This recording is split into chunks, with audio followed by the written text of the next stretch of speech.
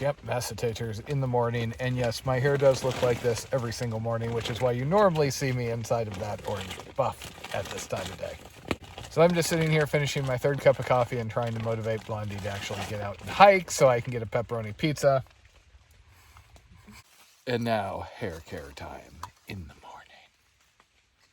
I could be rocking a really sweet mullet any day now. Admittedly, a big reason why I got this particular Patagonia baggy hiking shorts was because of the color, because I wanted to be more visible during all the road walks. They've held up okay. This is my second pair in 3,600 miles or so. The big bummer is just they don't dry out real well. They retain water, so that's why I've been running around in my underwear a bunch. Compression shorts, technically, not underwear. Totally valid. Okay, so we seem to have lucked out weather-wise again. Yesterday, as we were looking at the climb up Stratton, we got hit by a severe thunderstorm warning, and I was getting, flashbacks to that incident in Connecticut where I almost got hit by lightning. But we continued on, figuring we'd just stop if it got worse, and then once again, the thunder cell went to the south of us. A little bit of rain, but it wasn't bad. Got up Stratton, talked to the caretaker up there, and he's like, yeah, there could be lightning. So we booked it down and found a campsite here. We ended up staying just about 1.5 miles short of one of these mountain pond areas. Vermont has 3 of them, and they have caretakers to watch them, and let's say they're impacted by the amount of visitors. So you can pay $5 for a campsite, which is no big deal, but we would always rather tuck into a nice quiet spot where we're not bothering anybody with our non-standard schedule here. My hands have pretty much healed up from that issue I was having due to the straps on my hiking poles about a week ago. The padding on the bike gloves has been enough to kind of give me some relief there, which is good because with all these steep ups and downs, you can probably see in some of the past videos, I lean really heavily on my hiking poles. That's the difference between me and some of the people who can use those $20 Walmart poles. Those collapse really easily if you dump 200 pounds on them while you're lowering yourself down. So that's why I always pay a little extra and get the black diamond ones that I've found to be more reliable. So we've been hitting our 20-mile mark, except for the day where we had to resupply in North Adams. There we didn't even make 15. It just took so long in town and it's been going slower. Now making those 22-mile days has become harder since hitting this section.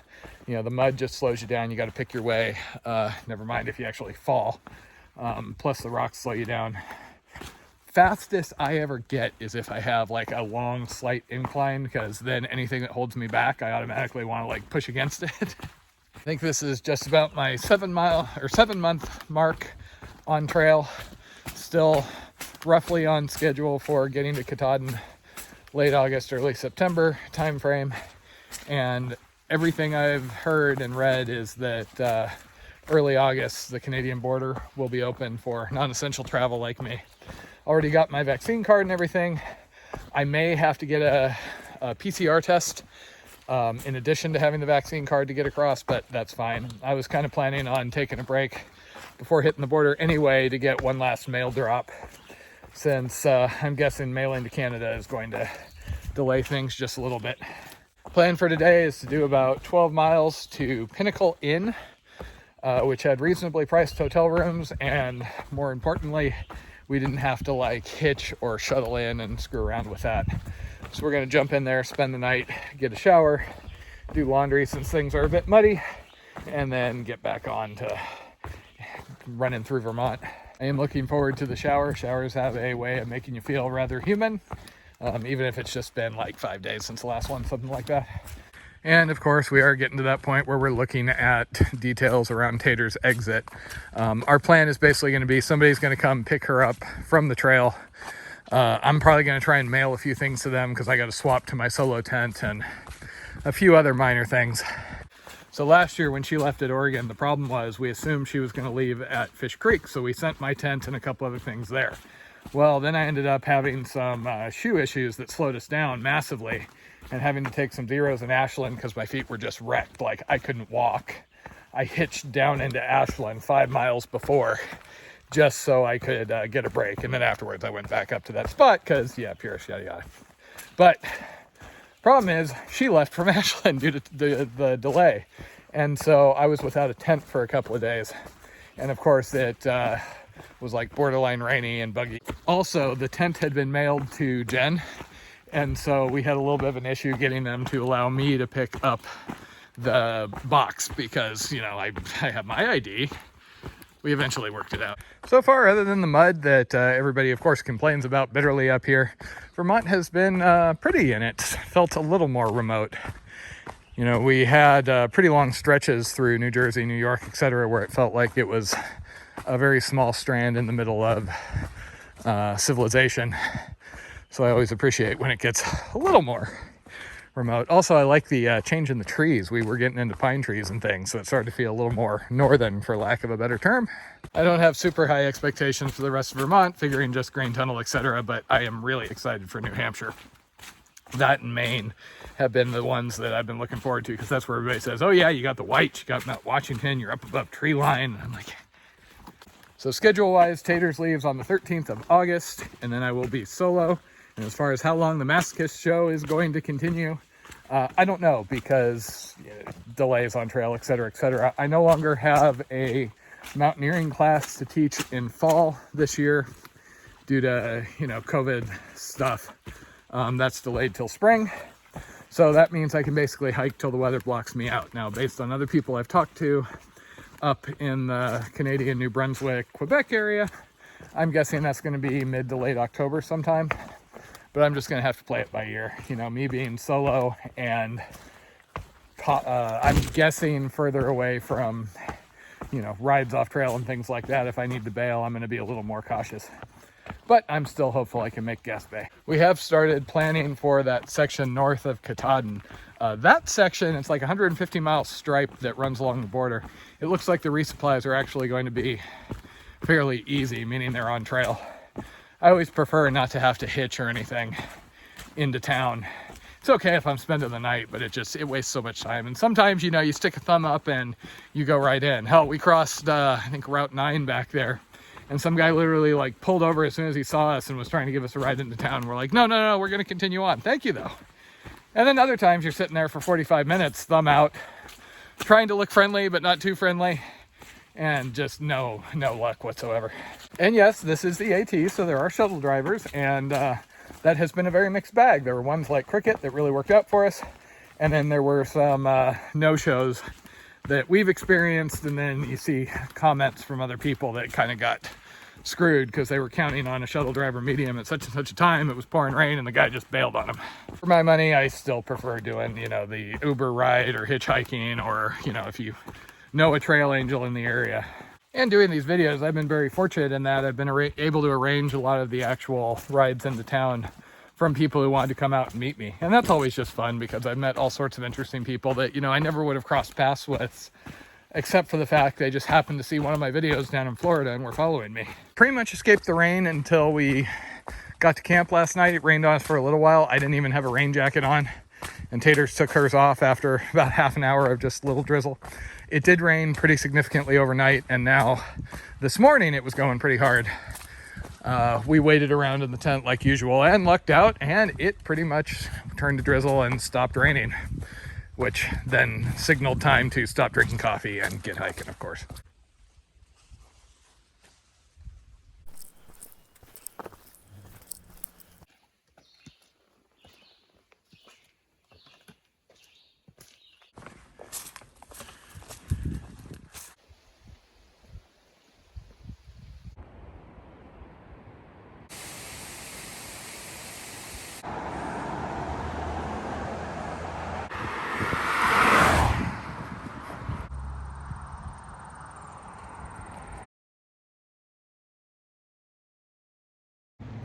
We are clean, we are demudded, and we are trying to break ourselves off from the internet here to get back to hiking, because this is the first reliable internet we've had for a while, so we're making all sorts of plans. Dondi leaving, me getting stuff, all sorts of things. I like the patio. Would have spent more time out here, but, you know, off my feet, lying down in a bathtub. And walking back to trail. So the Pinnacle Lodge ended up being a really nice stop for us. Reasonable cost, motel, you know, private rooms, bathrooms, things like that. They didn't have breakfast or anything, but there was a restaurant nearby that delivered. So we just ordered 2 pizzas, 2 wraps, some chicken fingers, and stuff like that. Only bummer was no beer deliveries. We have another 50 some miles till we've got a resupply package coming. Taters gets some new shoes, and we got some food items sent there. But we're probably not going to zero there. So there's a inn, but it has no AC. And with all the wet, muddy gear, that sounds pretty damn muggy to me. Also, if you're bored with all this sunshine nonsense, never fear. Storms are supposed to blow in at 3 p.m. We're playing it by ear how far we're going to get today. Taters actually put sunscreen on. Haven't had to do that in a while. Another reason for the hotel was so we could download Serenity, which is the movie that comes after the Firefly TV show. We finished the Firefly TV show the other night in the tent, so she was all excited to see the movie. So yeah, a little bit of an emotional gut punch.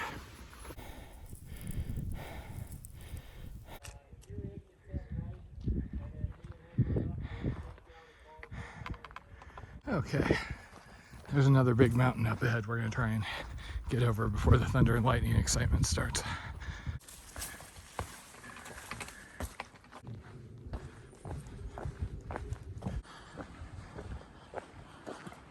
Okay, so 2:15 and the rain has started once again. See how interesting this is going to get. We're just a mile or so out from the Peru shelter.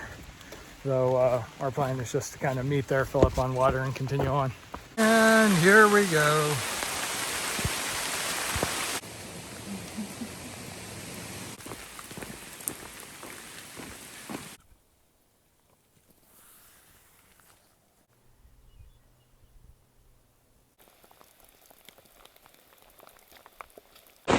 So we seem to be making up for those last couple of rainstorms that we missed, I guess.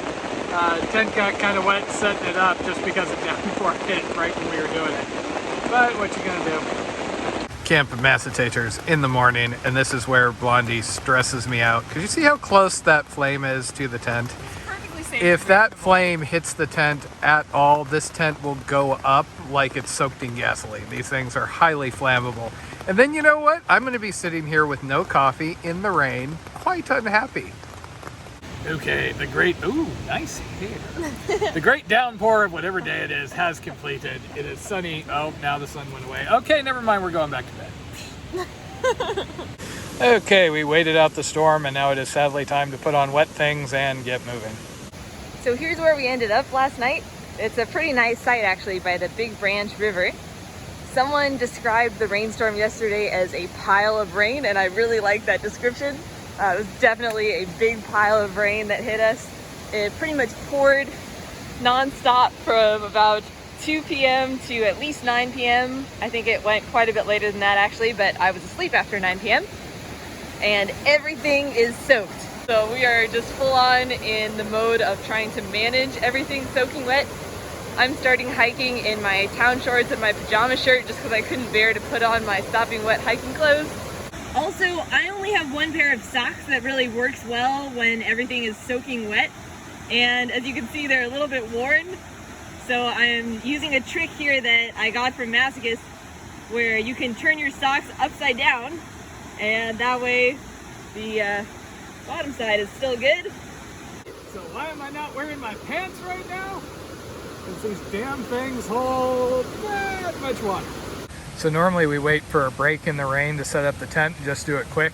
Unfortunately, the rain was coming down so hard when we got to camp, there was just no break, so we had to go for it. Tents like the Tiger Wall do have a dry pitch mode, meaning you basically set out the ground cloth and then you pop up the rain fly just using the poles, and then you get inside and put up the tent.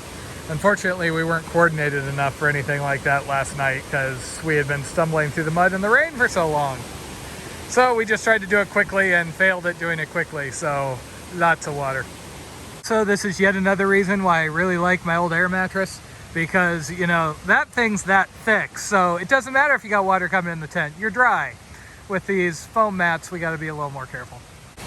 Okay, so I've been trying to leave. I've got my pack on and Blondie's over there laughing so hard she fell over. You okay there, Blondie? I was going to go first. You're stopping so funny. We could hike more. It's because I'm not wearing any pants. Okay, I'm ready. We got this. Just don't make any more jokes and we can hike. Oh, that's what she's referring to me taking my pants off now, as making jokes. Don't put that in the video. Okay, I gave up on Tater's back there and I'm walking even if she isn't. So per the forecast, I was able to pull off my inReach last night because we don't have any cell reception back here. There is only a 10% chance of rain, but this is feeling kind of rainy at the moment. Cannon. We basically just went over the bridge and around the corner and it started raining, so Blondie doesn't want to get her little shirt wet, so we're currently hiding in the shelter. Okay, yeah, not the worst timing in the world. Okay, so long day. We hiked about 0.2 miles. Now we're just kicking back in the shelter. Yeah, I'm glad we're in the shelter for this. Okay, maybe we're not hiking today. Okay, I think I've managed to prod Blondie out of the shelter. Come on, out of the, no, not back there, out of the shelter. Yes, you've checked everything in the shelter. It is now time to come out and hike. Second attempt at getting out of camp today. What time is it? Noon? The simple joy of finding a porta potty beside the trail. It is really a relief to have some better trail this morning. Part of why I was so beat by the time we pitched camp yesterday is the mud got really deep and slippery. So I ended up sliding pretty bad 3 times. Once I ended up tweaking the Achilles issue on my left foot. The other 2 times I tweaked my knee on my right leg. So I was just having to crawl along very slowly and in pain.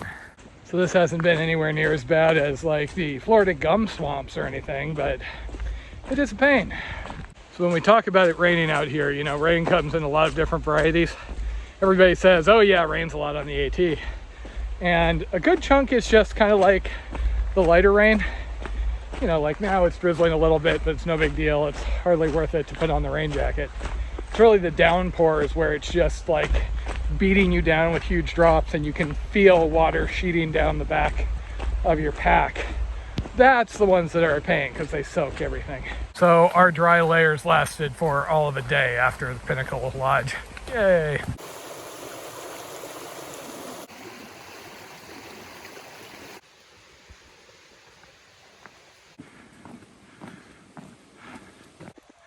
These alpine ponds are rather spectacular, but there's always big crowds here.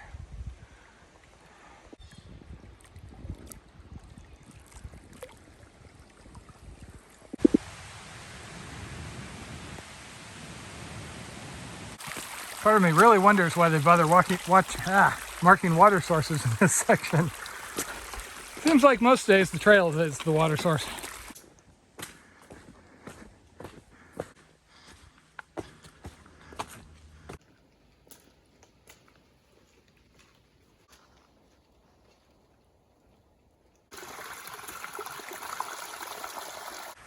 Blue skies for now, but 5 minutes later probably pouring. Look who comes out when it rains. This might be the very smallest one I've ever seen.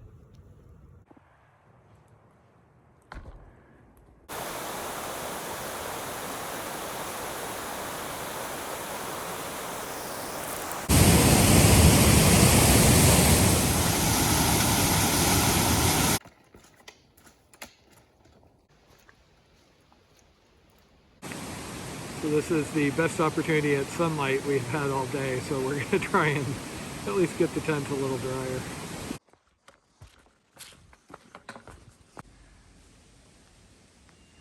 Okay, we passed that last shelter, and then of course right when we were ready to stop and camp there was absolutely nothing. But we figured out something that'll work. It's not raining on us, at least for the moment.